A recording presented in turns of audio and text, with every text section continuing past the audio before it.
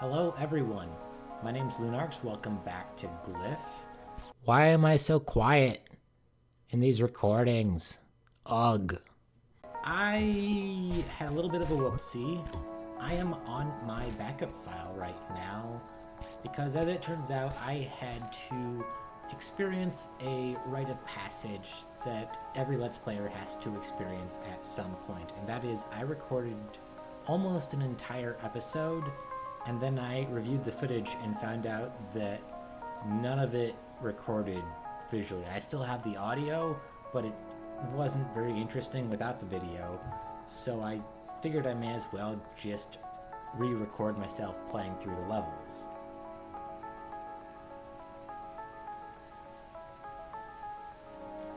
I think this isn't altogether a terrible thing. Given that I'm already experienced with these levels, I'll be able to get through them a lot quicker, and it'll be easier for me to play and edit, and it might make for better content as well. So without further ado, I think I'm going to continue forward from here, which is where I left off in the previous episode.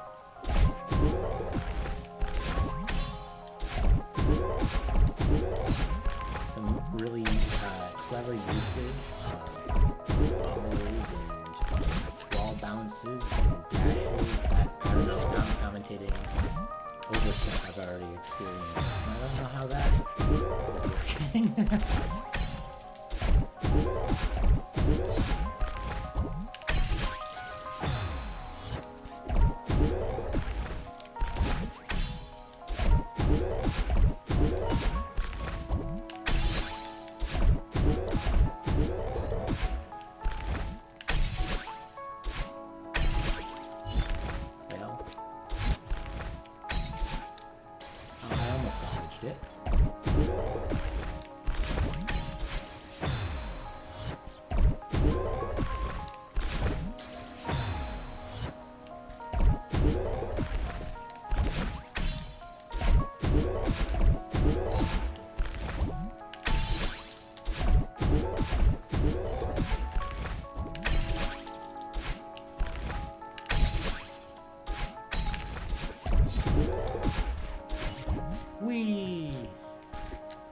Yeah, so one thing that I noted is that nothing else that I played was as difficult as that last level that I played through at the end of the last episode. An interesting thing to note is that platform that falls down over to my right has those spikes on top of it that only appear after you touch them. That makes it so that you can only wave dash off of that platform. You can't just stay there, stand on it in order to reset a wave dash or whatever.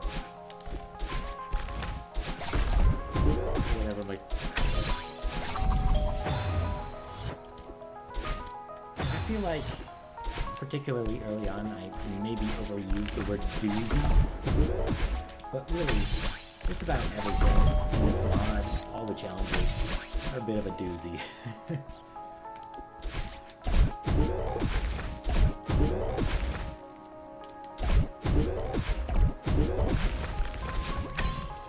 If I were not in the middle of them, I would probably pause and wait for the computer to cool down so it wouldn't have to play in the background, but here we go. And here we have the end of the spring side, which kind of surprised me. I thought I was maybe halfway through, and it is oddly satisfying to encounter a crystal heart and actually be able to collect it.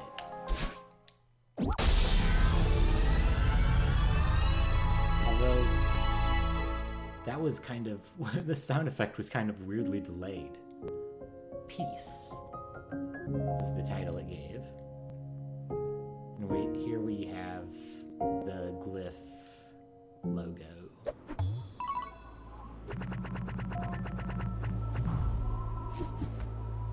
I don't know what causes my computer to just sometimes flare up while playing this game.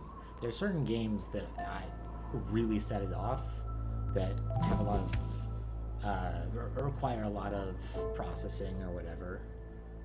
This isn't really one of them, so it's kind of weird that every now and again it flares up like that.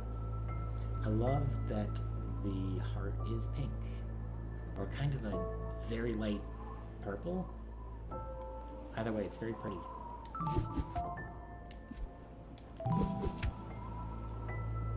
Summerside. And it starts just like the previous. And this is exciting because we are reintroduced to portals. What would you call them? Rifts? And there are two different versions of a lot of these rooms. Boing. And yeah.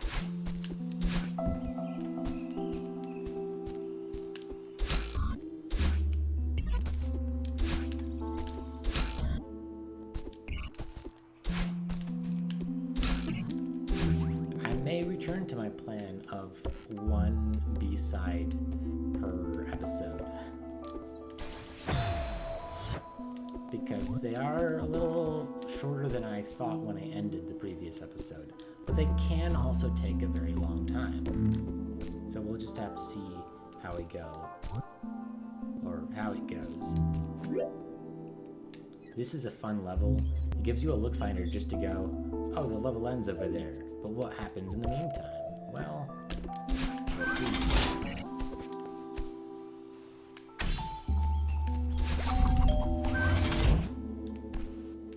Amazing. Again, I love the level design in this mod.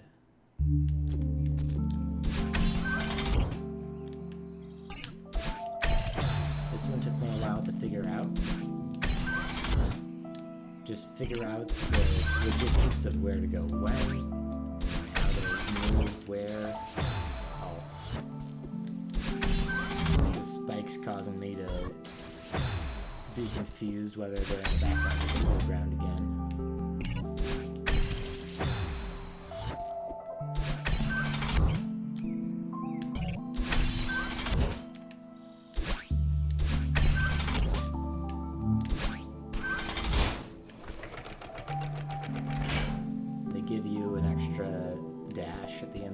Really didn't need a pink crystal. Oh, I forgot. This one's fun. This one's fun. You just grab on and it takes you for a ride.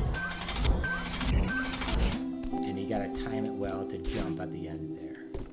Which took me a fair number of tries even after I figured out what to do.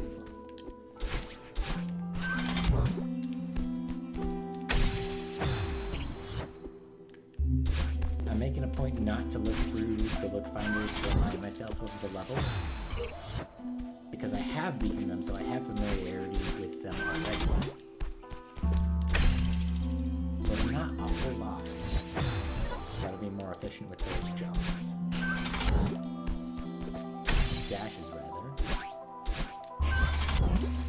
Oh yeah, so you don't jump at the end of that. I believe I figured out what you have to do is extended hyper, like that, or just hyper in general. The previous episode just released today as I'm recording this, and I haven't gotten any feedback yet pertaining to the difference between hyper dashes and extended hyper dashes, so I'm just going to go with my initial assumption that extended means you keep the dash, like, well, not like that. This one is fun because it wave dashes downwards, and then we need to do extended hypers. If that's what they're called. Oh, well, I guess I did need it, but that wasn't. I think I was thinking more about this room, which this room is a little crazy.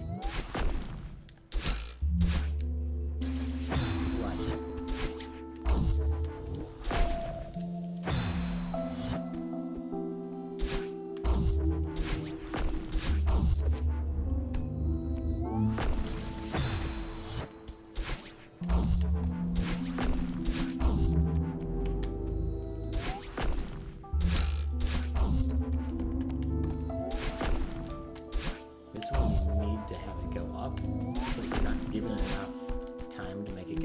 over. It's kind of like awkward, but in an intentional way. And here we have a checkpoint. I find it interesting that there are 3 checkpoints per season side.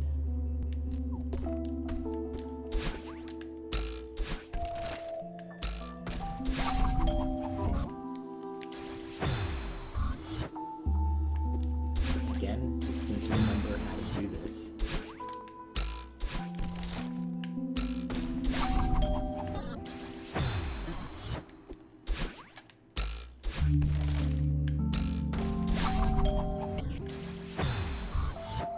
When I last did this was earlier today, about, I don't know how many hours ago, say about 9 hours ago. I think that's about right.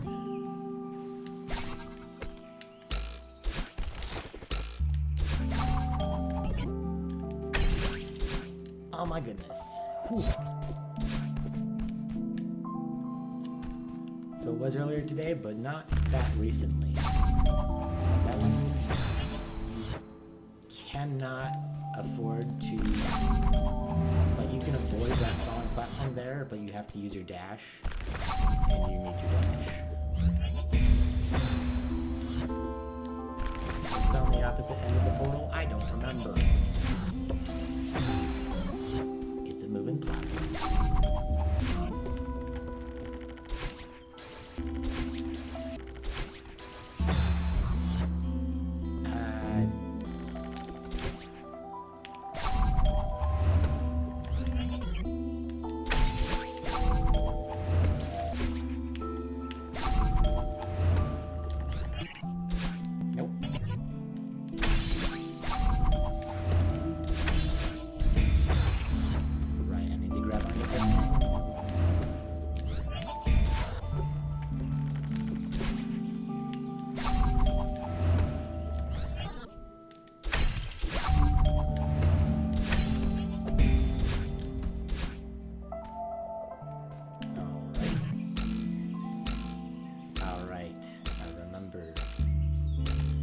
Relaxing bouncy thing. You don't, nothing falls, you can just bounce for however long you want.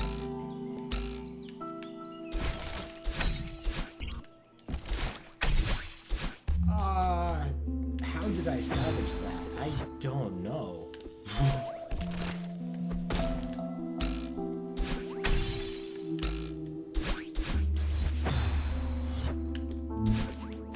It's something.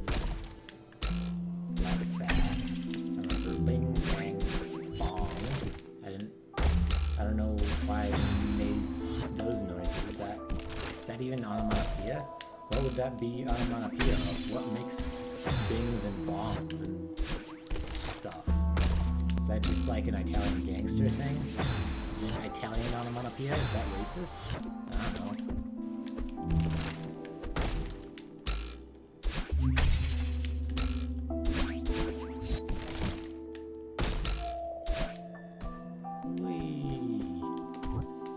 Down here. Oh, right.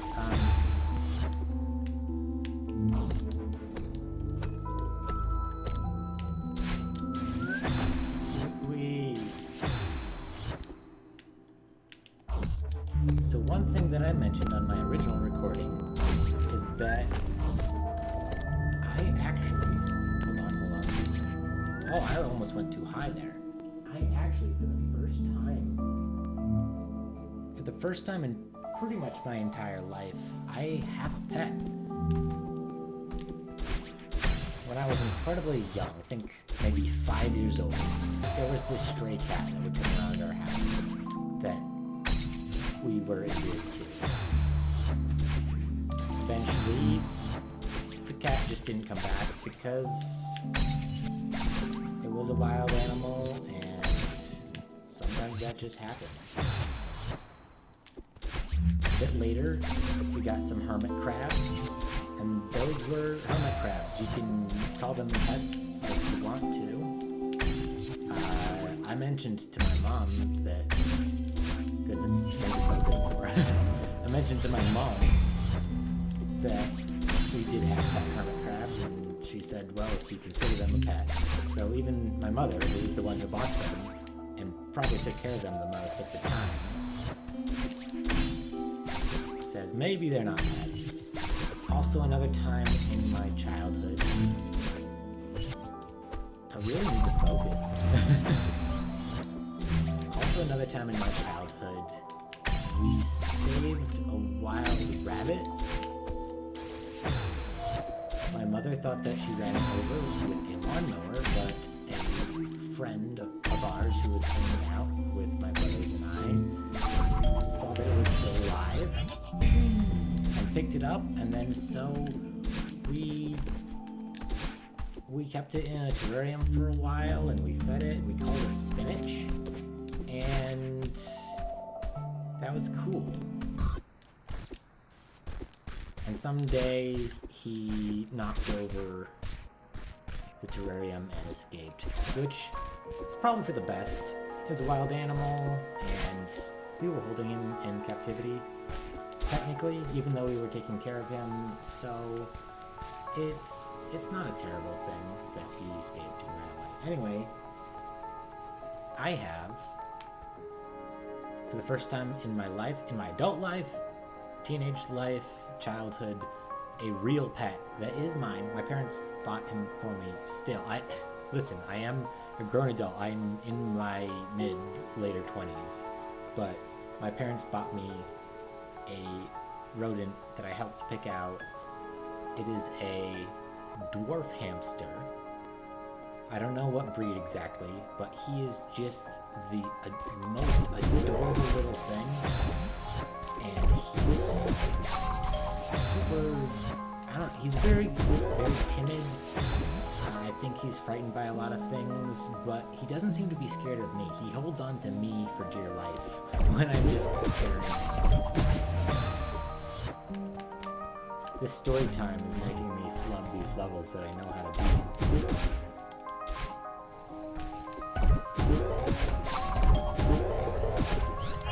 There we go. It's actually a really well-designed, fun little level, and I just kept mucking it up. Basically, I have a little critter friend now who is amazing and adorable, and he's learning how to exist.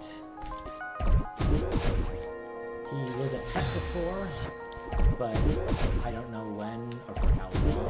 It makes me feel a little better than if I just bought an animal that was bred to be sold. Oof.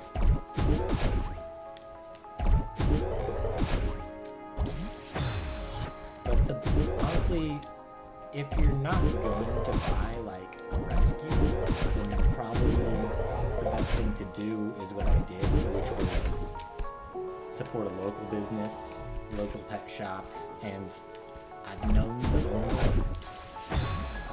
basically all my life. Not like a close friend or anything, but just, went to the church that I went to growing up. Has been longtime friends of my parents.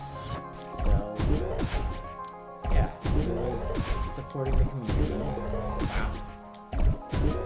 I'm doing really well. I think this is the level that I didn't beat, and I almost beat it here in like a couple tries. I love the momentum in this game that you can pull off, especially that this mod is having me do this. That it doesn't require like advanced techniques from me other than what vanilla teaches you.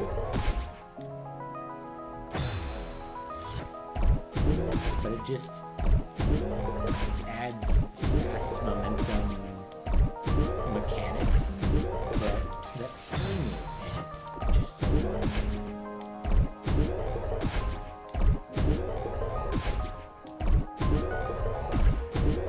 The owner of the pet store, oh jeez, that was cool.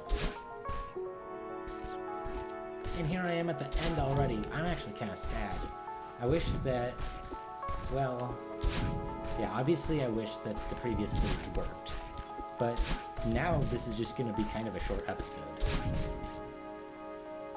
The pet store owner, when we mentioned we were looking for a hamster, tried to kind of talk us out of it, and she was mostly thinking about her other hamsters other than this tiny little guy who's just an adorable little thing.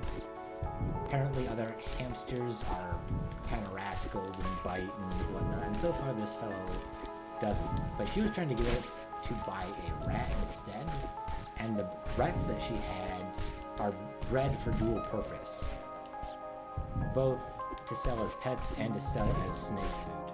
So I would feel a lot less, ethical buying one of those.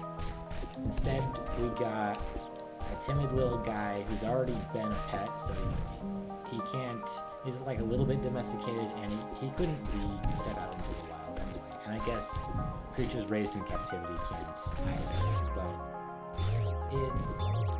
I don't know, I am really, really happy with it.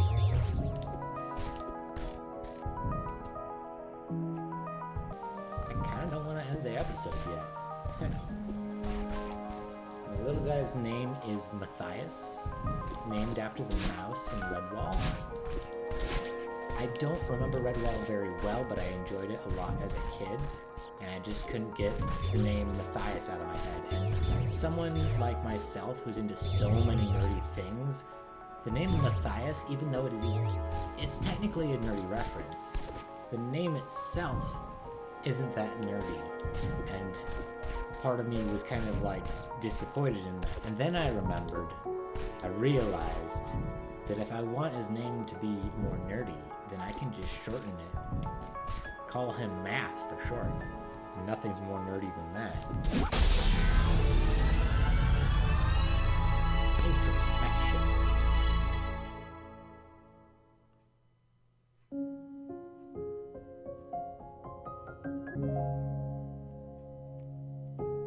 Red Glyph logo.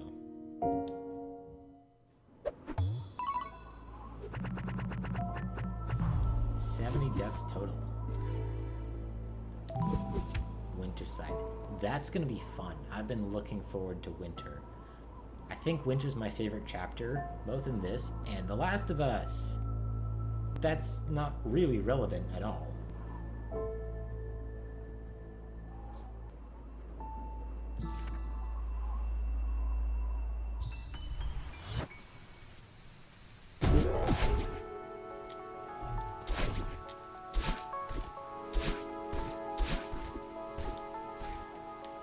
Yeah, it's crazy that I found out just before the end that the video hadn't recorded.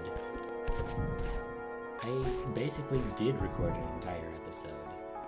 Anyway, this is back on my main file, and I just wanted to check how many deaths I had in my first journey through all of these levels versus the 70 on my backup file.